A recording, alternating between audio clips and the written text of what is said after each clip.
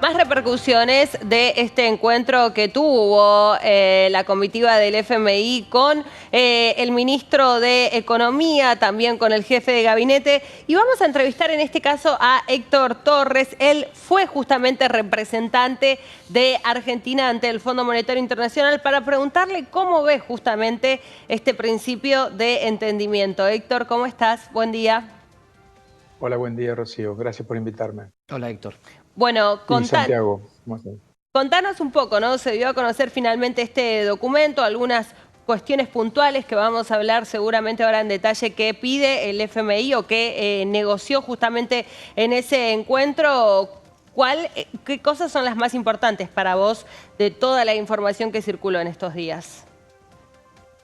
Yo creo que lo más importante es que se haya optado por una salida pragmática, que era la única posible, digamos, en el corto tiempo que tenemos, para conseguir recibir esos fondos que estaban retenidos por el fondo, porque no se aprobó la última revisión. Digamos que tal vez a los espectadores les interese entender primero que los programas, en realidad, con el fondo, en realidad son programas de los gobiernos. El gobierno tiene un programa y ese programa necesita financiamiento.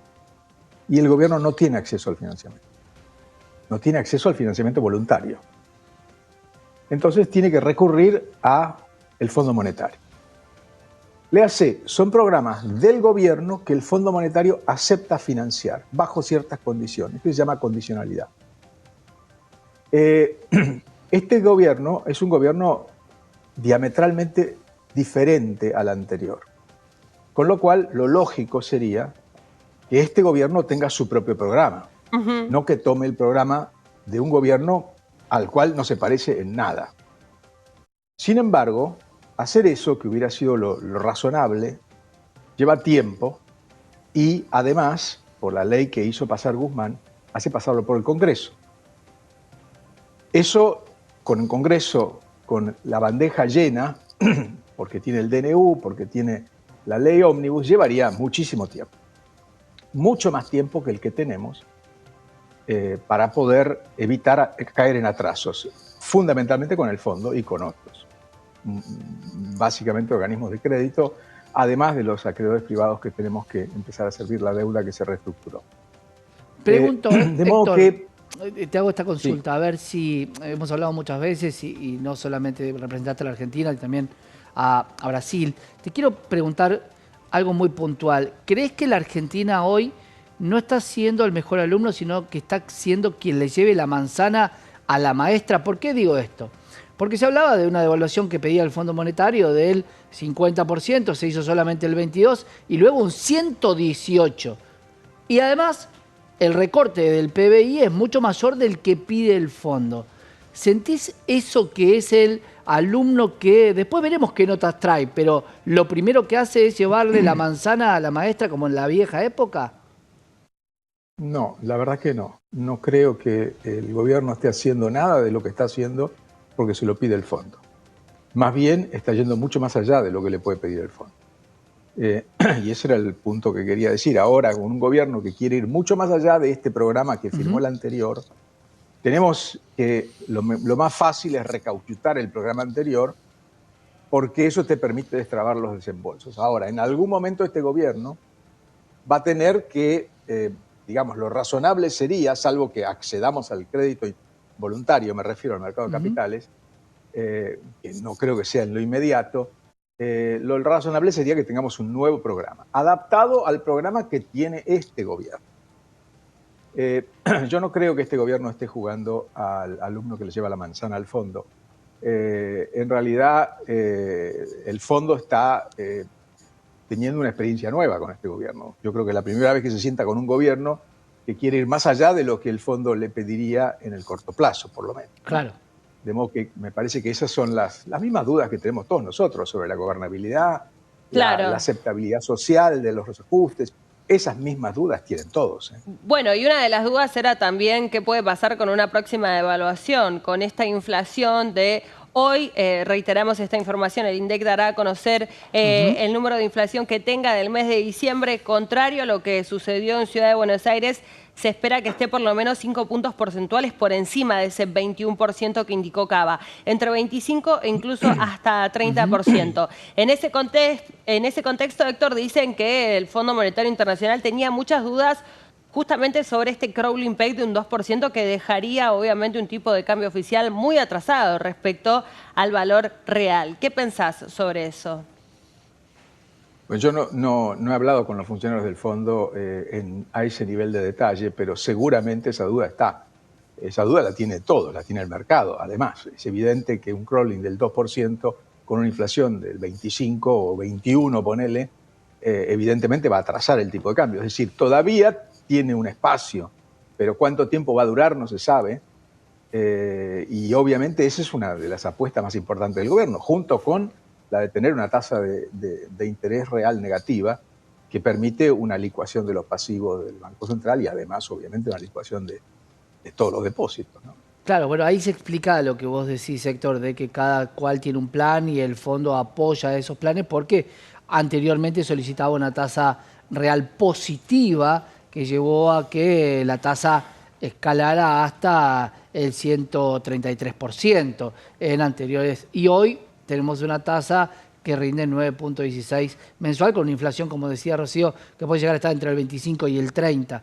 Digo, esto es lo que hay que entender del Fondo Monetario. La gran pregunta es qué va a pasar cuando volvamos a momentos donde se debería haber puesto un control de tipo de cambio para la salida de los fondos, si vuelven a entrar y por ideología tampoco se va a poner, Héctor, esto lo hablamos y lo hemos discutido en varios programas, acerca de que cuando la plata venía hay que tener un cierto control para no malgastarla de alguna manera. Bueno, estás tocando varios puntos allí. Primero, te diría que el tema está claro que hay que rehacer los pasivos, hay que rehacer el balance del Banco Central. Y que el gobierno no quiere romper contratos. Y que a su vez hace falta repartir las cargas del ajuste. Entonces, poner una tasa de interés negativa, en alguna medida, es hacer que los depositantes paguen una parte del ajuste también. Me refiero a todos los bancos también, por supuesto. Es, si querés, una apuesta osada, pero socialmente, digamos, razonable. Me refiero como para distribuir un poco las cargas del ajuste. Después, habías hecho otra comentario. La ideología, no la ideología de la libertad. La ideología, Santiago, es algo que es un lujo que nosotros no podemos darnos. No tenemos espalda para darnos el lujo de la ideología. Ni en política económica, ni en política exterior. Nosotros tenemos que ser, digamos, la situación en la que estamos, a mi juicio, implica la necesidad de pragmatismo, no hay ninguna duda, y a su vez la necesidad de que el gobierno contemple también políticas heterodoxas que acompañen un plan que es fundamentalmente ortodoxo. Pero digamos, lo que llamamos políticas de ingresos, que son vinculadas con salarios, precios y todo lo demás, son cosas que este gobierno considera probablemente como un anatema ideológico, pero yo no creo que en este momento yo no renunciaría a ningún instrumento en mi caja de herramientas, digamos, porque estamos en una crisis. Bueno, igual... Cuando salgas de la crisis, entonces te pones más exquisito. Sí, claro. La situación de lo que está pasando, ¿no?, con el debate del proyecto de ley ómnibus un poco no acompaña. Escuchábamos a Manuel Adorni hace algunos minutos nada más en su tradicional conferencia de prensa, un poco otra vez diciendo lo mismo, como que si la política no acompaña, todo va a ser peor. Allí la parte ideológica sí o sí se va a tener que meter, ¿no? Porque incluso para hacer todas estas reformas y ya pasando también al plano político, muchas tienen que pasar por el Congreso. Incluso Caputo habló de si estas reformas no salen por el Congreso, lo que dificultaría eso, la gobernabilidad, haría que la situación sea mucho más dura de lo que puede llegar a ser, ¿no? ¿Cómo ves también esa disyuntiva? Porque las políticas son económicas, son políticas también, digo, no se pueden separar prácticamente de la parte ideológica. Bueno, lo que pasa es que cada uno puede tener su preferencia ideológica, llamémosla, o política, pero después la realidad te impone los límites. Y una de las realidades es la realidad institucional. Tenés un país que tiene una división de poderes y que tiene un poder ejecutivo, un poder legislativo, un poder judicial que se controlan mutuamente. O sea, mejor dicho, el ejecutivo no controla a ninguno de los otros dos, pero el legislativo y el judicial sí pueden controlar al ejecutivo.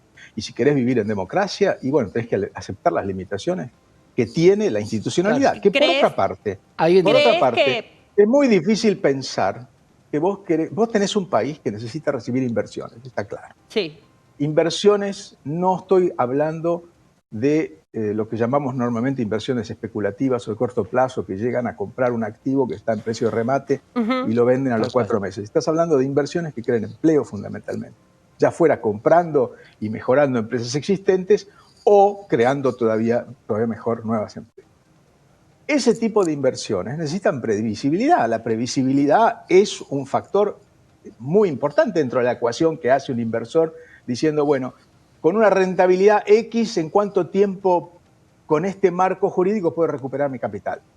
Eso previsibilidad es, digamos, no es compatible con un gobierno que quiera gobernar por decreto. Lo del decreto de necesidad de urgencia yo creo que es necesario, por lo menos unas partes de ese decreto evidentemente es necesario. A mí me hubiera gustado que fuera mucho más concentrado en lo más indispensable, que saliera rápido, sin tener el riesgo de rechazado por el Congreso.